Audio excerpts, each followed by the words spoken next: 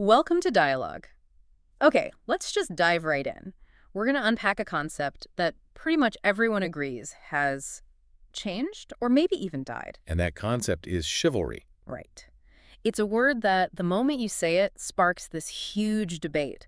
Usually it ends up with men and women pointing fingers at each other, but nobody ever stops to actually define what it is we're even talking about. It's a fascinating place to start because there is this immediate, almost visceral agreement that something is missing, something essential in how we interact now. Especially in dating, in relationships. Absolutely. You can feel this sense of either a transactional coldness or you get the complete opposite, this over-the-top, almost desperate kind of performance. Exactly. But the second you ask why that sense of honor or dignity seems to have vanished, the whole conversation just descends into a shouting match. And that's the fog we really want to clear today. So our premise for this deep dive is that chivalry isn't just, dead and gone.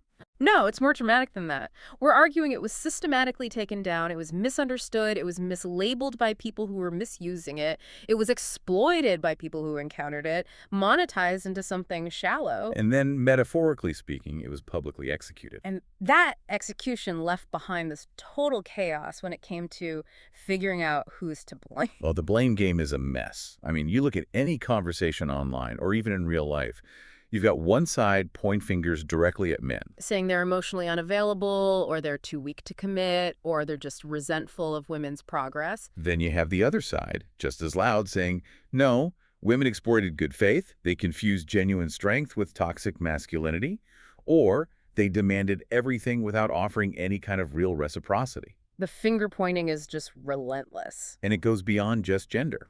Then you get the big structural arguments. The societal narratives. Right. Is it the patriarchy, ironically, that set this impossible standard for men while not allowing them any emotional depth? Or is it late-stage capitalism, turning every single human interaction into a cold transaction? Even romance. Everything has a market value. Everything. And then you get the psychological layer, which is often the most personal one. This is where we start blaming individual emotional deficits. Past trauma.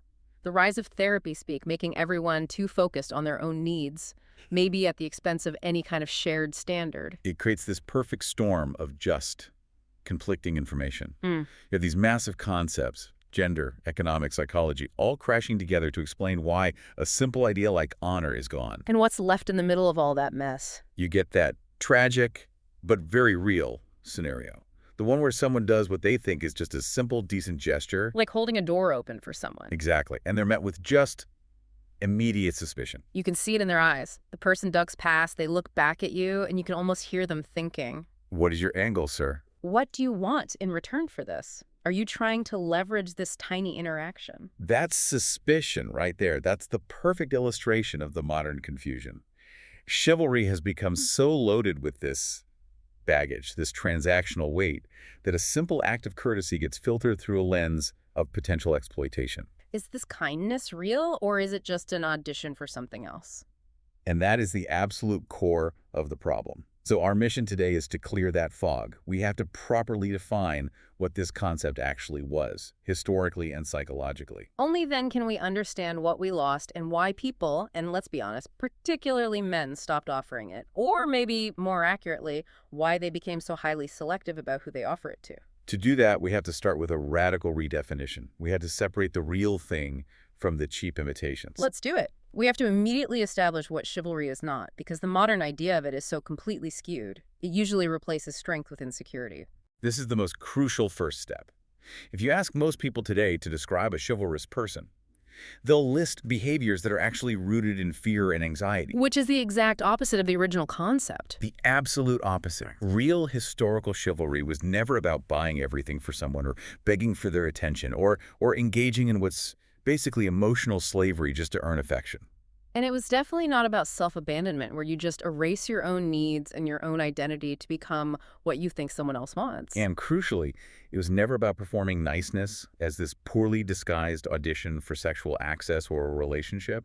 These behaviors have become the cheap knockoffs. We need a better name for that imitation behavior, because calling it chivalry is an insult to the original idea. I agree. That whole set of behaviors, the desperate need to please, the overgiving, the bending over backward to avoid any conflict, What is that? that's just desperation in a suit. Desperation in a suit. That's perfect, because on the outside it looks polite, but on the inside it's just screaming, please, please validate me. That analogy really does hit it, Hmm. because desperation comes from a place of scarcity and fear. The fear that if you stop performing, you'll be abandoned. Whereas historical chivalry was fundamentally rooted in something else entirely. Strength and restraint. Yes.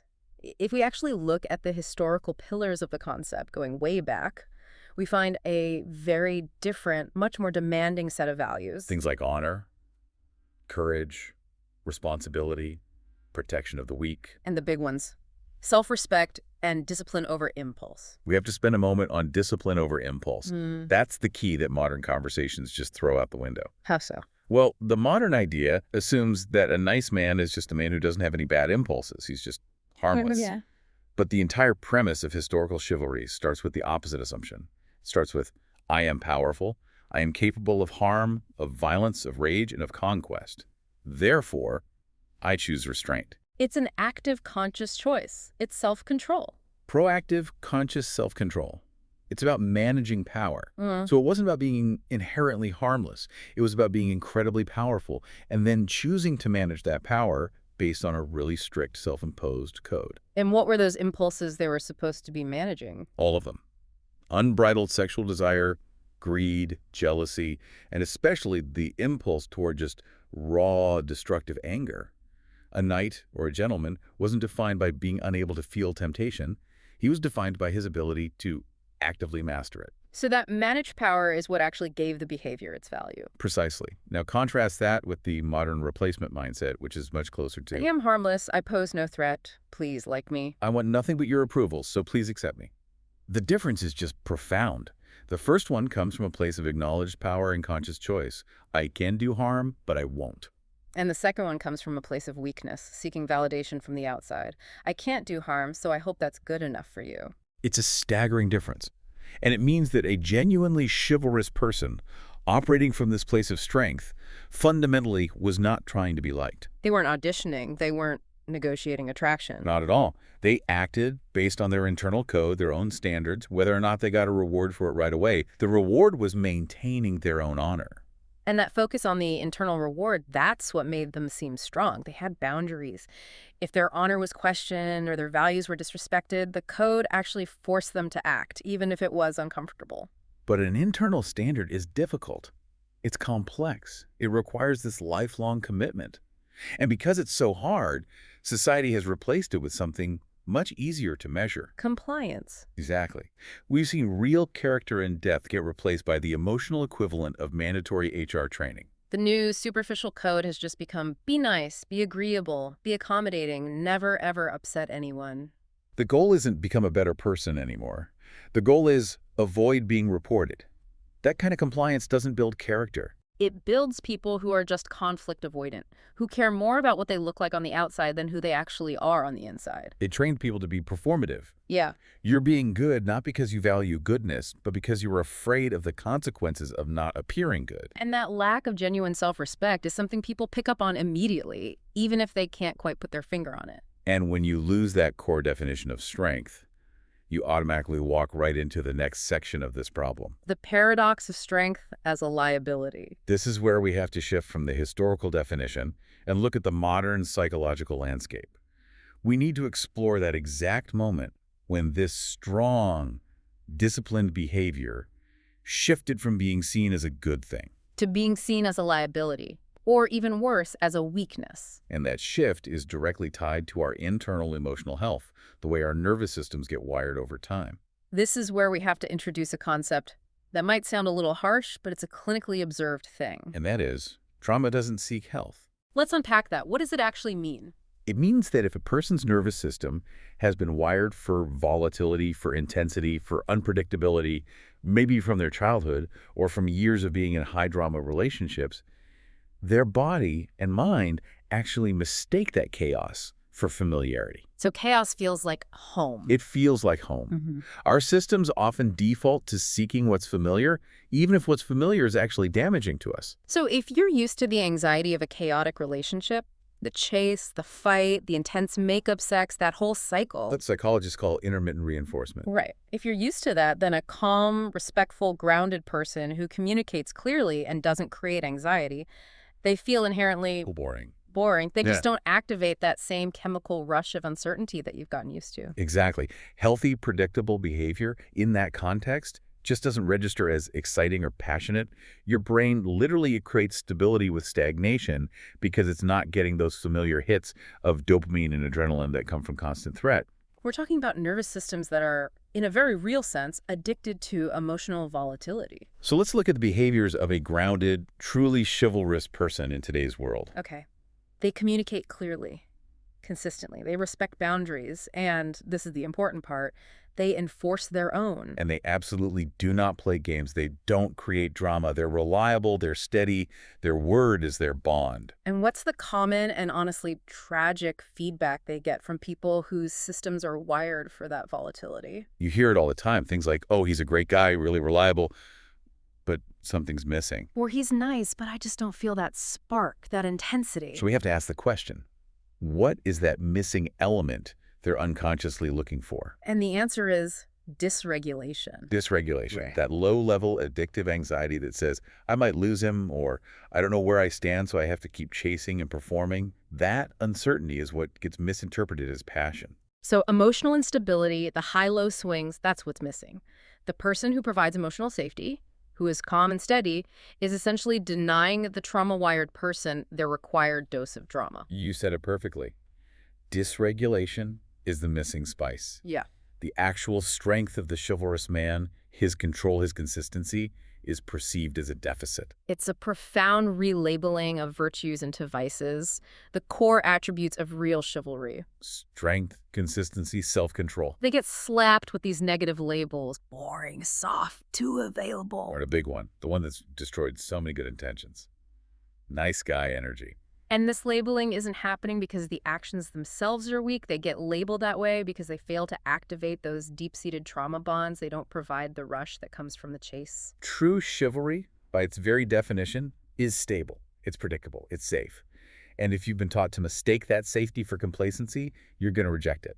You'll opt for the high-octane excitement that usually comes packaged with emotional unavailability or chaos. And when a desirable behavior is consistently rejected and mislabeled like that, you have to expect a behavioral change. Of course. Which brings us directly to the next phase, incentives and the retreat of behavior. Yeah. To get past the endless blame game, we have to look at this through the lens of behavioral economics. That is the essential shift in perspective. This isn't about who's good or who's evil. It's about human psychology and incentive structures. What works in the system. Exactly. The core principle of behavior is simple. Systems reward outcomes, not intentions. If a certain set of behaviors, even the most honorable ones, consistently leads to negative, punishing outcomes, Those behaviors are going to disappear. they'll naturally vanish from the population over time. It's a predictable adaptation, not some kind of moral failure. So let's get specific about the punishment of positive behavior. Yeah. We're talking about genuine chivalry, kindness that comes from self-respect, enforcing boundaries calmly, showing real loyalty, offering sacrifice. What happens when that gets punished? The consequences are immediate, and they're devastating to the incentive structure. You see genuine effort leading to being completely ignored or put in the permanent friend zone because he lacks drama or isn't a challenge. Or being cheated on because he's seen as too safe or predictable. Or, and this might be the most damaging, being financially and emotionally drained because his generosity and his lack of high-drama defensiveness are mistaken for weakness and just an open wallet. So you offer loyalty, you get cheated on. You offer stability, you're called boring. You offer to provide, you get exploited. It's the definition of a broken system. When a behavior, no matter how noble, is repeatedly met with those outcomes, a behavioral adaptation is not just likely, it's inevitable. And we have to be clear. This isn't about bitterness. It's simple, stark pattern recognition. And we see that adaptation happening in a few distinct ways, all driven by self-preservation. The first is emotional withdrawal. Right. Men learn to guard their vulnerability. They learn that their sincerity can be a liability, so they close up. Second, you see transactional dating becoming the norm. Emotional investment is kept to a minimum. It's a shield, really, to prevent getting burned out again. And then there's the third one, which might be the most concerning. Full disengagement. Full disengagement. checking out of the dating market entirely. They just conclude that the cost, the risk to their emotions, their finances, their time, is way too high for the reward, which is often negative. So they invest their energy somewhere else. Career, hobbies, friends, places where effort actually leads to predictable results. It's pure pattern recognition, like you said. If you offer a real diamond and people treat it like a piece of glass, you don't start handing out diamonds to everyone. You learn to conserve your value.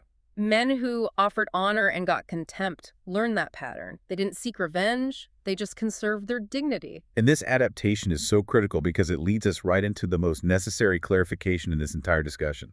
Deconstructing the nice guy versus the chivalrous man. This distinction is the source of so much confusion.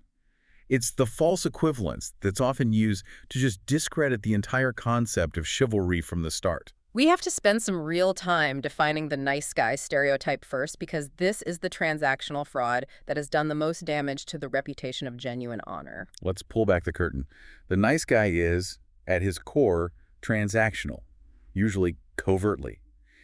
His giving is not genuine generosity. It's a down payment. It's a down payment on a hoped-for return. It's what's known as the covert contract. The covert contract. Let's define that. It's the unspoken expectation he carries around. Because I did these nice things. I listened to all your problems. I bought you dinner. I never disagreed with you. You now owe me attention, affection, intimacy, or a relationship. And because that contract is covert, it's never spoken out loud, which means the other person never actually agreed to its terms. Never. So when the return on his investment doesn't come, what happens? Resentment boils over. The nice guy becomes passive-aggressive. He might say something like, "I'm just a nice guy. Why do I always finish last?" But what he really means is, why did my investment not produce the guaranteed return I was expecting? His entire posture is passive, it's approval-seeking, and it's aggressively conflict-avoidant because conflict might expose the weakness behind his performance. His core belief is, if I am good enough, if I perform enough acts of kindness, if I sacrifice my own needs enough, she will eventually have to choose me. It's completely conditional. His entire sense of self-worth is tied to getting that external validation. Which leads to his most destructive action. What does he do when his efforts aren't reciprocated? The nice guy stays and suffers. He doubles down on the effort, hoping to change the outcome, creating this awful cycle of resentment and passive aggression that eventually just explodes. And that explosion is what confirms the stereotype that nice guys are secretly manipulative. But that explosion is just the unpaid debt of the covert contract finally coming due. It's the moment the transaction fails and the insecurity driving the whole performance is finally exposed for everyone to see. Okay, so now let's put that side by side with the characteristics of the chivalrous man. The contrast is sharp. His motivation is purely internal. He gives because it aligns with his own values. Honor, discipline, self-respect. He's not giving to get. He's giving because that is the kind of man he is. Regardless of the response, he operates from a place of self-respect and clear boundaries, which means he's not afraid of friction. If his boundaries are crossed, he addresses it, calmly but firmly. His mindset is completely different. It's not, I hope she chooses me. It's, this is the value I bring. This is my code. If she doesn't respect it or doesn't choose me, that's her loss. It shows an inherent dignity, an abundance mentality about his own self-worth. That is the crucial difference. The nice guy feels like he needs them to feel whole. The chivalrous man knows he is already whole with or without them. And look at his action when he's not reciprocated. This is the sharpest contrast of all. While the nice guy stays and suffers, hoping to eventually guilt or coerce a positive result. The truly chivalrous man leads with dignity. He maintains his integrity, accepts the outcome without bitterness, and refuses to sacrifice his internal standards for conditional affection. He respects himself enough to just walk away.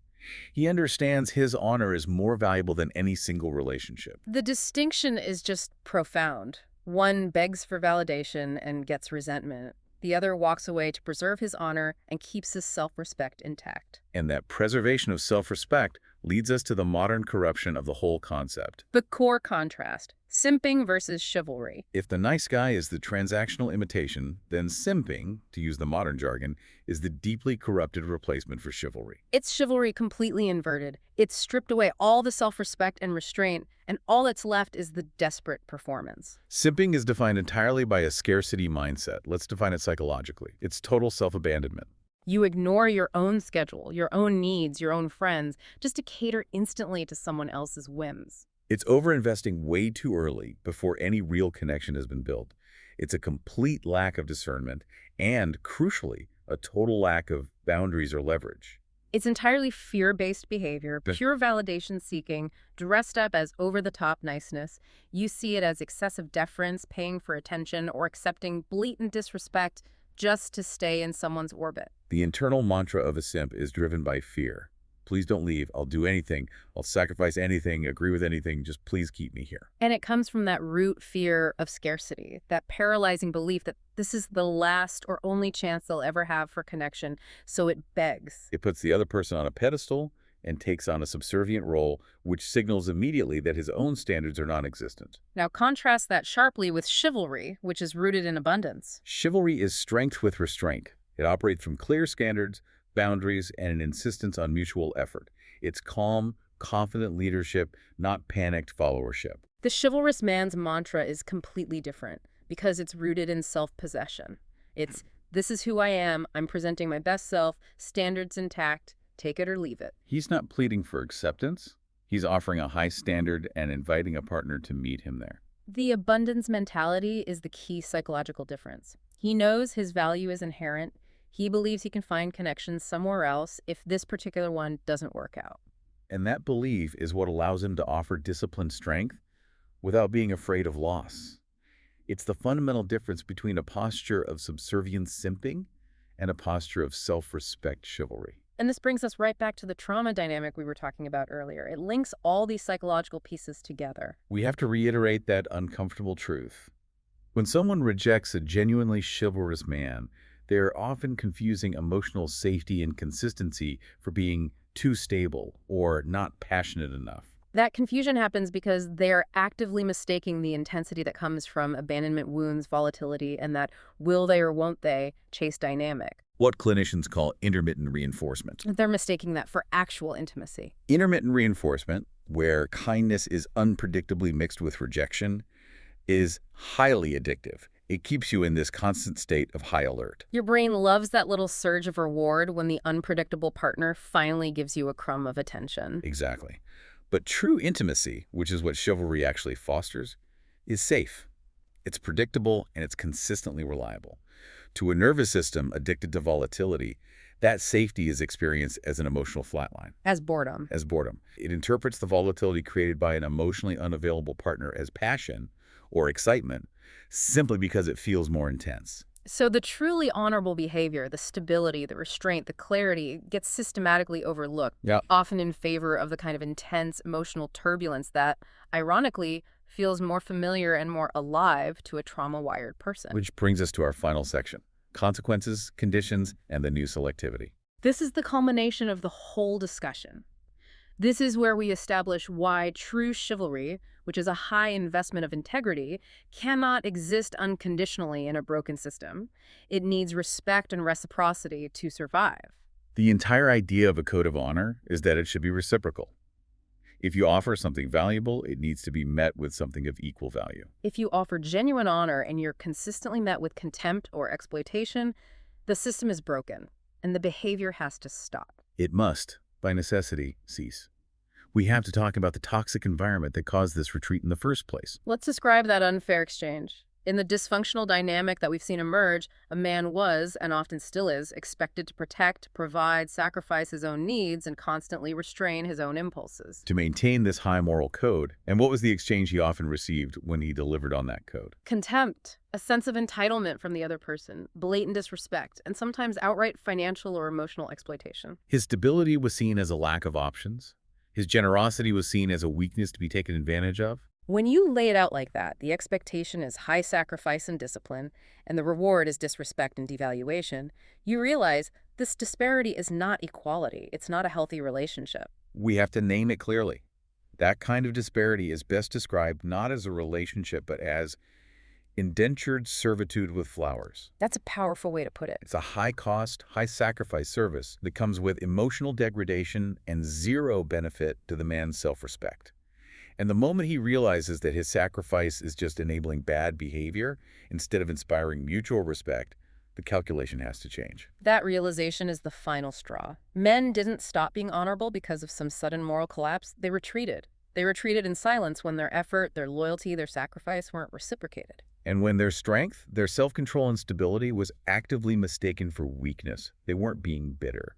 They were rationally conserving their resources, their energy, and most of all, their dignity. And this brings us to the final crucial insight, the plot twist of this whole deep dive. Chivalry is not dead. It is highly selective. The game has fundamentally changed. The man who still has that inner code of honor, who gets the difference between simping and chivalry, has learned the patterns. He's not going to waste his valuable strength on systems or people that reward dysfunction and disrespect. So chivalry now requires strict conditions from the person receiving it. It's not a blanket offering made to anyone who just walks into the room anymore. The new selectivity requires the fundamental building blocks of a healthy relationship: proven trust, demonstrated character, emotional health, and above all else, reciprocity. You're no longer entitled to a man's honorable behavior just because he's a man and you're a woman. You have to meet his standards of respect and mutual effort. If he sees that you're committed to the same high standard of conduct that he holds himself to, the honor is freely given. If he sees volatility and exploitation, that honor is swiftly withdrawn. And that ultimately is the healthiest conclusion we could possibly draw. Chivalry was never meant to be unconditional. The whole concept of honor requires honoring. It was meant to be earned, honored, and reciprocated. It was supposed to create a mutual high standard for both people in a relationship. When the honor isn't valued, it's withdrawn to preserve its own integrity. So we can conclude that the reason people say chivalry is dead is actually pretty simple. It's because it refuses to perform for people who confuse kindness with weakness, Who mistake emotional chaos for passion. who exploit generosity, and who actively punish integrity. The concept simply withdrew. It stepped back from a transactional world that only saw it as an opportunity for exploitation or a sign of weakness. And this withdrawal, this new selectivity, it might just be a necessary, healthy correction for the concept. It allows genuine honor to actually flourish where it's respected. It's no longer a universal standard. It's now a highly valued, reserved currency. If you enjoyed this conversation, please like, subscribe, and share this video. Also, let us know in the comments what really stood out to you in this conversation, and if there's any related topic or new topic that you would like covered in a future video.